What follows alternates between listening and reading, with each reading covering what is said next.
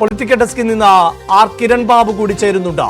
കിരൺ, ഏറ്റവും പുതിയ വിശദാംശങ്ങളാണ് വി അരുൺ പങ്കുവച്ചത്. അതിൽ നിന്ന് നമുക്ക് തീർച്ചയായും വായിച്ചെടുക്കാൻ പറ്റുന്ന പലതുമുണ്ട്. അതിനപ്പുറത്ത് ഇ.പി. ജയരാജൻ എന്ന രാഷ്ട്രീയ നേതാവിനെ സംബന്ധിച്ചിടത്തോളം അദ്ദേഹം ഡിവൈഎഫ്ഐയുടെ അഖിലേന്ത്യാ പ്രസിഡന്റ്, പ്രഥമ അഖിലേന്ത്യാ പ്രസിഡന്റാണ്. അങ്ങനെ ആരംഭിച്ച ഔദ്യോഗിക പദവികളിൽ അങ്ങനെ ആരംഭിച്ച ഒരു ചരിത്രമുണ്ട് ഇ.പി. ജയരാജന് എങ്കിൽ LDF കൺവീനർ സ്ഥാനത്തേക്ക് ഇ.പി. ജയരാജൻ എത്തിയതിനു ശേഷം സെന്ററിൽ ഫുൾ ടൈം പ്രവർത്തിക്കുന്ന ഒരു ശീലം ഉണ്ടാകാതെ പോകുന്നു. CPIM ഏറ്റവും വലിയ പ്രതിഷേധങ്ങൾ തീർത്ത സമയത്ത്, ഗവർണർക്കെതിരായ പ്രതിഷേധ സമയത്ത് അവിടെ ഉണ്ടാകാതെ പോകുന്നു. തെരഞ്ഞെടുപ്പ് സമയത്ത് പ്രകാശ് ജാവ്ദേക്കറെ പോലെ ഒരാളുമായി കൂടിക്കാഴ്ച നടത്തിയതിന്റെ വിശദാംശങ്ങൾ പുറത്തു വരുന്നു. അങ്ങനെ എന്തുകൊണ്ടാണ് ഇ.പി. ജയരാജനെ പോലെ തലമുതിർന്ന ഒരു നേതാവ് ഇത്തരത്തിലുള്ള പ്രതിസന്ധികൾ പാർട്ടിക്ക് സൃഷ്ടിച്ചത്? അഭിലാഷ്, വളരെ കേരളത്തിലെ ഏറ്റവും മുതിർന്ന നേതാക്കളിൽ ഒരാൾ തന്നെയാണ് ഇ.പി. ജയരാജൻ. ഒരു വേള പറഞ്ഞാൽ നിലവിലുള്ള കേന്ദ്ര കമ്മിറ്റി അംഗങ്ങളിൽ പിണറായി വിജയനും വിജയരാഘവനും കഴിഞ്ഞു കഴിഞ്ഞാൽ ഏറ്റവും സീനിയറാണ്. ഒരു തരത്തിൽ പറഞ്ഞാൽ വിജയരാഘവനേക്കാളും സീനിയറായ നേതാവ് കൂടിയാണ് ഇ.പി. ജയരാജൻ. ഇ.പി. ജയരാജൻ ഏതെങ്കിലും ഒരു സമയത്ത് അദ്ദേഹത്തിന് പാർട്ടി സെക്രട്ടറി സ്ഥാനം അദ്ദേഹം പ്രതീക്ഷിച്ചിരുന്നതാണ്. അദ്ദേഹത്തിന് പക്ഷേ പാർട്ടി സെക്രട്ടറി സ്ഥാനം ഒരിക്കൽ പോലും ലഭിച്ചില്ല. ആദ്യം കോടിയേരി ബാലകൃഷ്ണനെ പോലെ ഒരു മുതിർന്ന നേതാവ് ഉണ്ടായിരുന്നതും ഏകദേശം ഇ.പി. ജയരാജന്റെ അതേ കാലത്ത് തന്നെ വന്ന നേതാവാണ് കോടിയേരി ബാലകൃഷ്ണൻ. പക്ഷേ കോടിയേരിക്കാണ് അന്ന് അവസരം ലഭിച്ചത്. കോടിയേരി പിണറായി വിജയൻ ഒരു കോംബോ ആയിരുന്നു പാർട്ടിയെ ഏറെക്കാലം നയിച്ചുകൊണ്ടിരുന്നത്. അപ്പോഴെല്ലാം കോടിയേരിയുടെ കാലശേഷത്തിന് എങ്കിലും ഇ.പി. ജയരാജന് അവസരം കിട്ടുമെന്ന് പ്രതീക്ഷിക്കപ്പെട്ടു. അപ്പോഴും ഇ.പി. ജയരാജന് അവസരം ലഭിച്ചില്ല. താൽക്കാലിക സെക്രട്ടറി സ്ഥാനം നൽകിയത് വിജയരാഘവനാണ്. അതിനുശേഷം അദ്ദേഹത്തിന് പാർട്ടി സെക്രട്ടറി സ്ഥാനം ലഭിക്കുമെന്ന് അദ്ദേഹം പ്രതീക്ഷിച്ചിരുന്നു. അപ്പോഴും അദ്ദേഹത്തെക്കാൾ ഏറെ ജൂനിയറായ MV ഗോവിന്ദനാണ് പാർട്ടി സെക്രട്ടറി സ്ഥാനം ലഭിച്ചത്. ഈ കാലയളവ് മുതൽ തന്നെ കഴിഞ്ഞ തവണ ഇലക്ഷനിൽ അവസരം വീണ്ടും ഒരിക്കൽ കൂടി മത്സരിക്കാനുള്ള അവസരം നിഷേധിക്കപ്പെട്ട സമയത്ത് മുതൽ തന്നെ ഇ.പി. ജയരാജൻ പാർട്ടി നേതൃത്വമായി പലതരത്തിലുള്ള പിണക്കത്തിലായിരുന്നു. അത് പല പല കാരണങ്ങളാൽ തന്നെ അദ്ദേഹം സെൻട്രലിൽ വരാതിരിക്കുക, അതോടൊപ്പം തന്നെ നേതാക്കളുമായി അകന്നു നിൽക്കുക, അങ്ങനെ പല കാരണങ്ങളുണ്ടായിരുന്നു. എന്തായാലും ഇതിനെല്ലാം ഒടുവിലാണ് ഇപ്പോൾ ഏറ്റവും കൂടുതൽ വിനയായി വന്നത്. അദ്ദേഹത്തിനെതിരെ പല വിവാദങ്ങളുണ്ടായി. മന്ത്രിസ്ഥാനം നഷ്ടപ്പെട്ടു, പിന്നീട് മന്ത്രിസ്ഥാനം വീണ്ടും തിരികെ കിട്ടി. പലതരത്തിലുള്ള വിവാദങ്ങൾ, പാലക്കാടിലെ പാർട്ടി കേരളത്തിലെ പാർട്ടി തെറ്റുതിരുത്തലിന് വേണ്ടിയുള്ള ഏറ്റവും വലിയ ചർച്ചയും രേഖയുമൊക്കെ അംഗീകരിച്ചതിന് തൊട്ടു പിന്നാലെയാണ് ഒരു വിവാദ വ്യവസായിയുടെ പരസ്യം സ്വീകരിച്ചതുമായി ബന്ധപ്പെട്ട വിവാദങ്ങളുണ്ടായത്. അതിന് തൊട്ടു പിന്നാലെയാണ് കർഷക സംഘത്തിന്റെ ഒരു പരിപാടിക്ക് വേണ്ടി ഒരു വ്യവസായിയുടെ കാറിൽ വരുന്നതുമായി ബന്ധപ്പെട്ട്, ഒരു ആഡംബര കാറിൽ വരുന്നതുമായി ബന്ധപ്പെട്ട വിവാദങ്ങളുണ്ടായത്. അങ്ങനെ നിരന്തരം ഇ.പി. ജയരാജനുമായി ബന്ധപ്പെട്ട് നിരന്തരം വിവാദങ്ങളൊക്കെ ഉണ്ടായിരിക്കുമ്പോഴും പാർട്ടി അപ്പോഴെല്ലാം ഇ.പി. ജയരാജൻ എന്ന നേതാവിനെ, ഇ.പി. ജയരാജൻ മുൻകാലങ്ങളിൽ CPM ചെയ്ത വലിയ സേവനത്തിന് അദ്ദേഹം സഹിച്ച വലിയ ത്യാഗത്തിന്റെയൊക്കെ പ്രതിഫലം എന്ന നിലയ്ക്ക് അദ്ദേഹത്തെ സംരക്ഷിക്കുന്ന നിലപാട് തന്നെയാണ് സ്വീകരിച്ചത്. ഇവിടെയും ഒരു തരത്തിൽ പറഞ്ഞാൽ ഇ.പി. ജയരാജനെ സംരക്ഷിക്കുന്ന നിലപാട് തന്നെയാണ് CPM സ്വീകരിച്ചിരിക്കുന്നത് എന്ന് വേണം കരുതാൻ. ജാവ്ദേക്കറെ പോലെ ഒരു പ്രധാനപ്പെട്ട BJP നേതാവിനെ ഇ.പി. ജയരാജൻ കണ്ടു എന്നതല്ല ഏറ്റവും പ്രധാനപ്പെട്ട വിഷയം. അങ്ങനെ ഒരു കൂടിക്കാഴ്ച നടന്നിട്ടുണ്ടെങ്കിൽ അത് അപ്പോൾ തന്നെ പാർട്ടിയെ അറിയിക്കേണ്ട ഉത്തരവാദിത്തം ഇ.പി. ജയരാജനെ പോലെ ഒരു മുതിർന്ന നേതാവിനുണ്ടായിരുന്നു.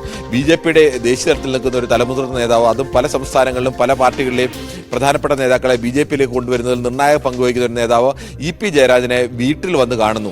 അങ്ങനെ വീട്ടിൽ വന്ന് കാണുമ്പോൾ അത് പരസ്യമായി പറയാനുള്ള ഒരു, ഞാൻ ക്ഷണിച്ചിട്ടല്ല വന്നെങ്കിൽ തൻ്റെ വീട്ടിൽ ഇങ്ങനെ വന്നു, താൻ ഇത് പറഞ്ഞാണ് അദ്ദേഹത്തെ മടക്കി വിട്ടത് എന്ന് പരസ്യമായി പറഞ്ഞിരുന്നുവെങ്കിൽ, അത് പാർട്ടി അറിയിക്കുകയും പറയുകയും ചെയ്തിരുന്നെങ്കിൽ ഇ.പി. ജയരാജന്റെ ഇന്ന് ഈ പ്രശ്നം ഉണ്ടാകുമായിരുന്നില്ല. അന്ന് ഇ.പി. ജയരാജൻ ഈ വിഷയം മറച്ചു വെക്കുകയായിരുന്നു. അദ്ദേഹവുമായി ഏറ്റവും അടുപ്പമുള്ള ചിലരുമായി മാത്രമാണ് അദ്ദേഹം അന്ന് ഈ വിവരം കൈമാറിയത്. പക്ഷെ അതും അവരും പാർട്ടി അറിയിക്കുകയോ അല്ലെങ്കിൽ പൊതു സദസ്സിലേക്ക് അത് പറയുകയോ ചെയ്തില്ല. തെരഞ്ഞെടുപ്പിന് തൊട്ടു മുമ്പാണ് വിവരം പുറത്തു വരുന്നത്. അത് CPMനെ സംബന്ധിച്ച് വലിയ ഒരു നാണക്കേടായിരുന്നു. കേരളത്തിൽ CPM കോൺഗ്രസിനെതിരെ ഉന്നയിച്ചിരുന്ന ഏറ്റവും പ്രധാനപ്പെട്ട ഒരു ആരോപണം, കോൺഗ്രസ്സുകാരെ ജയിപ്പിച്ചാൽ എന്താവും, അവർ നാളെ BJPയിലേക്ക് പോകില്ലേ, അതുകൊണ്ട് BJPയിലേക്ക് പോകില്ല എന്ന് ഉറപ്പുള്ളത് CPMകാരാണ് അല്ലെങ്കിൽ ഇടതുപക്ഷക്കാരാണ്, അതുകൊണ്ട് ഇടതുപക്ഷത്തിന് വോട്ട് വേണം എന്നുള്ളതായിരുന്നു പ്രധാനമായും CPM ആയാലും CPI ആയാലും മുന്നോട്ട് വെച്ചിരുന്ന പ്രധാനപ്പെട്ട ആയുധം. അതിൻ്റെ എല്ലാം മുനയൊടിക്കുന്ന ഘട്ടത്തിലായിരുന്നു കേരളത്തിലെ ഇടതുമുന്നണിയുടെ കൺവീനർ, CPMന്റെ ഏറ്റവും തലമുതിർന്ന നേതാക്കളിൽ ഒരാളായ ഇ.പി. ജയരാജൻ BJPയുടെ ഒരു തലമുതിർന്ന നേതാവുമായിട്ട് രഹസ്യ കൂടിക്കാഴ്ച നടത്തിയെന്നുള്ള വിവരങ്ങൾ. അന്ന് രഹസ്യ കൂടിക്കാഴ്ച നിഷേധിക്കാൻ കഴിഞ്ഞില്ല. സ്വാഭാവികമായും ജനങ്ങളുടെ ഉള്ളിലും പാർട്ടി അണികളുടെ ഉള്ളിലടക്കം ഇ.പി. ജയരാജൻ ഏതെങ്കിലും ഘട്ടത്തിൽ CPM വിട്ട് BJPയിലേക്ക് പോകുമെന്ന് ആരും പ്രതീക്ഷിക്കുന്നില്ല, അങ്ങനെ ആരും കരുതുന്നുമില്ല. പക്ഷേ എന്തുകൊണ്ടാണ് ഇങ്ങനെ ഒരു കൂടിക്കാഴ്ച രഹസ്യമാക്കി വെച്ചത് എന്നുള്ള ചോദ്യം സ്വാഭാവികമായി വരുന്നു. ഇ.പി. ജയരാജനെതിരെ വിവിധ ഘട്ടങ്ങൾ ഉയർന്ന നിരവധി സാമ്പത്തിക ആരോപണങ്ങൾ, നിരവധി പ്രമുഖരുമായിട്ടുള്ള സാമ്പത്തിക രംഗത്തെ അല്ലെങ്കിൽ അത്തരം വ്യവസായികളുമായിട്ടുള്ള ഇ.പി. ജയരാജന്റെ ബന്ധം അടക്കം പലപ്പോഴും വിവാദമായിരുന്നു. അത്തരം ചില സംശയങ്ങളിലേക്കൊക്കെയാണ് ജനങ്ങളുടെ അല്ലെങ്കിൽ പാർട്ടി അനുഭാവികളുടെ അടക്കം സംശയങ്ങൾ പോയത്. ഇത് പാർട്ടിയെ സംബന്ധിച്ച് സ്വാഭാവികമായും തലവേദനയായിരുന്നു. മറ്റാരെങ്കിലും ഇ.പി. ജയരാജനല്ല മറ്റേതെങ്കിലും നേതാവായിരുന്നു ഈ ഘട്ടത്തിൽ ഇങ്ങനെ ഒരു വാർത്ത പുറത്തു വന്നെങ്കിൽ CPM വളരെ നേരത്തെ തന്നെ അതിശക്തമായ നടപടിയിലേക്ക് തന്നെ നീങ്ങുമായിരുന്നു. ഇപ്പോഴും EP ജയരാജനെ അങ്ങനെ ഒരു നടപടിയിലേക്ക് നീങ്ങുന്നതിന് മുന്നോടിയായി അദ്ദേഹം സ്വയം സ്ഥാനം ഒഴിയാനുള്ള ഒരു സന്നദ്ധത അറിയിക്കുന്നു. ആ സന്നദ്ധ തന്നെ നിങ്ങളെ പുറത്താക്കുന്നതിന് മുമ്പ് അല്ലെങ്കിൽ നിങ്ങളെ പാർട്ടി സ്ഥാനത്ത് നിന്ന് മാറ്റുന്നതിന് മുമ്പ് ഞാൻ ഒഴിയുന്നു എന്നുള്ള ഒരു അവസരം EP ജയരാജന് നൽകുക കൂടിയാണ് ചെയ്യുന്നത്. EP ജയരാജനെ സംബന്ധിച്ചിടത്തോളം ഇപ്പോൾ പിണറായി വിജയനായിരുന്നു ഏറ്റവും കൂടുതൽ കാലത്ത് അല്ലെങ്കിൽ അദ്ദേഹത്തെ എല്ലാ കാലത്തും സംരക്ഷണ കവചം ഒരുക്കിയിരുന്നത് പിണറായി വിജയനായിരുന്നു. അവർ തമ്മിലുള്ള ആ വ്യക്തിബന്ധം അതോടൊപ്പം തന്നെ ഒരുമിച്ച് പാർട്ടിയിൽ വന്നതും ഒരുമിച്ച് ഒരേപോലെ പാർട്ടി പ്രവർത്തന രംഗത്ത് നേതൃത്വം നൽകി അടക്കമുള്ള വലിയ പാരമ്പര്യം, അതോടൊപ്പം തന്നെ അദ്ദേഹത്തിന് വെടിയേൽക്കേണ്ടി വന്ന സാഹചര്യം, യഥാർത്ഥത്തിൽ പിണറായി വിജയനെ ലക്ഷ്യമിട്ട് വന്ന ഗുണ്ടകളുടെ വെടിയാണ് അദ്ദേഹത്തിന് ഏൽക്കേണ്ടി വന്നത് എന്നുള്ള അടക്കമുള്ള വിഷയങ്ങൾ. അങ്ങനെ പലതരത്തിലും എല്ലാ ഘട്ടത്തിലും EP ജയരാജനോട് പ്രത്യേക പരിഗണന കാട്ടിയിരുന്ന ഒരു നേതാവ് കൂടിയാണ് പിണറായി വിജയൻ. പക്ഷേ കിരൺ, അതേ പിണറായി വിജയൻ തന്നെയാണല്ലോ പാപിയോടൊപ്പം ചേർന്ന ശിവനും പാപിയാകുമെന്ന തരത്തിലുള്ള ചില പ്രതികരണങ്ങളടക്കം നടത്തുകയും ചെയ്തത്. അവിടെ ഞാൻ നേരത്തെ സൂചിപ്പിച്ചതുപോലെ 80കളിൽ DYFയുടെ പ്രഥമ അഖിലേന്ത്യാ പ്രസിഡന്റ് എന്ന നിലയിൽ കിരൺ തന്നെ സൂചിപ്പിച്ചു കഴിഞ്ഞു. ഒരുപക്ഷെ കേരളത്തിലെ നേതാക്കളുടെ നിരയെടുത്താൽ ഇപ്പോൾ തന്നെ ഏറ്റവും മുതിർന്ന നേതാക്കളിൽ ഒരാളാണ് എങ്കിൽ പിന്നീട് തനിക്ക് വേണ്ടത്ര പരിഗണന പാർട്ടി നൽകുന്നില്ല എന്നൊരു തോന്നൽ EP-ക്കും ഉണ്ടായിട്ടുണ്ടാകുമല്ലോ. അതാണോ യഥാർത്ഥത്തിൽ ഈ പ്രതിസന്ധിയിലേക്ക് നയിക്കുന്നത്? കാരണം തന്നേക്കാൾ ജൂനിയറായ MP ഗോവിന്ദന് കൃത്യമായ ഇടം ലഭിക്കുന്നു. കേരളത്തിന്റെ മുഖ്യമന്ത്രിയായി പിണറായി വിജയൻ പോലും ഈ സംഘടനാ തലത്തിലുള്ള പ്രവർത്തനങ്ങൾ പരിശോധിക്കുമ്പോഴടക്കം അല്ലെങ്കിൽ നമുക്കറിയാമല്ലോ ഈ ശോഭാ സുരേന്ദ്രൻ ഈ വെടി പൊട്ടിച്ചത് തന്നെ പിണറായി വിജയനോളം തലപ്പൊക്കമുള്ള നേതാവ് BJP-യുമായി ചർച്ച നടത്തി എന്നുള്ളതായിരുന്നല്ലോ ശോഭയുടെ വെളിപ്പെടുത്തൽ. അത് അങ്ങനെ തന്നെയാണ്. EP ജയരാജനെ പാർട്ടി സീനിയോറിറ്റി പരിശോധിച്ചു കഴിഞ്ഞാൽ പിണറായി വിജയൻ കഴിഞ്ഞാൽ കേരളത്തിലെ രണ്ടാമത്തെ നേതാവ് ആണ് എന്ന് തന്നെ പറയാം. അല്ലെങ്കിൽ കേന്ദ്ര കമ്മിറ്റിയിലേക്ക് വന്നതിന്റെ സീനിയോറിറ്റി പരിശോധിച്ചാലും A വിജയരാഘവൻ മാത്രമാണ് ആ തരത്തിൽ EP ജയരാജനൊപ്പം നിർത്താൻ കഴിയുന്ന മറ്റൊരു നേതാവ്.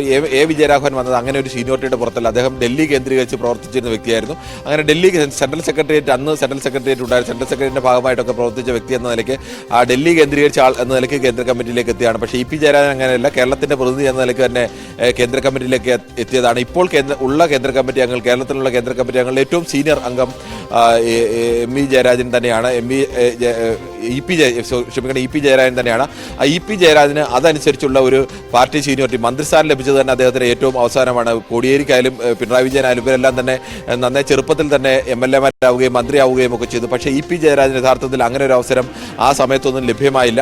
അതിലൊക്കെ അദ്ദേഹത്തിന് ചെറിയ തരത്തിൽ അതൃപ്തി ഉണ്ടായിരുന്നു. മറ്റ് തനിക്കൊപ്പം നിൽക്കുന്ന നേതാക്കൾ, തന്നെക്കാൾ ഒരുപാട് ജൂനിയറായ ആളുകൾ, അവർക്കെല്ലാം പ്രധാനപ്പെട്ട പദവികളൊക്കെ ലഭിക്കുമ്പോഴും തനിക്ക് അങ്ങനെ പ്രധാനപ്പെട്ട പദവികളൊന്നും ലഭിച്ചില്ല എന്നുള്ള പരാതി അദ്ദേഹത്തിനുണ്ടായിരുന്നു. അദ്ദേഹത്തിന്റെ പരാതി ഒരു പരിധിവരെ ആ പരാതി അംഗീകരിക്കുകയും അതിന് പരിഹാരം കാണുകയും ഒക്കെ ചെയ്തിരുന്ന ആൾ കൂടിയാണ് പിണറായി വിജയൻ. അത്തരമൊരു പരിഗണന അദ്ദേഹത്തിന് എല്ലാ കാലത്തും പിണറായി വിജയനിൽ നിന്ന് അദ്ദേഹത്തിന് ലഭിച്ചിരുന്നു.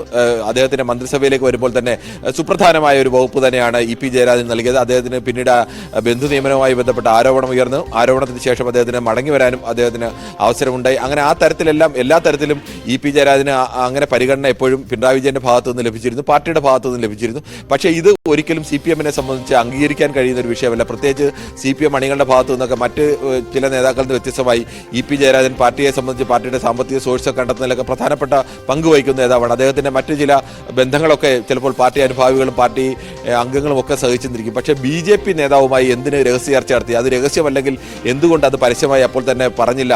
തന്നെ കാണാൻ ഇങ്ങനെ ഒരു നേതാവ് വന്നു, തന്നെ ഇന്ന മറുപടി കൊടുത്താണ് താൻ അദ്ദേഹത്തെ മടക്കി വിട്ടത് എന്ന് അന്ന് പറഞ്ഞിരുന്നുവെങ്കിൽ ഇത്തരത്തിലേക്കുള്ള ആരോപണം തെരഞ്ഞെടുപ്പ് കാലത്ത് CPM-ന് വിനയാകുമായിരുന്നില്ല.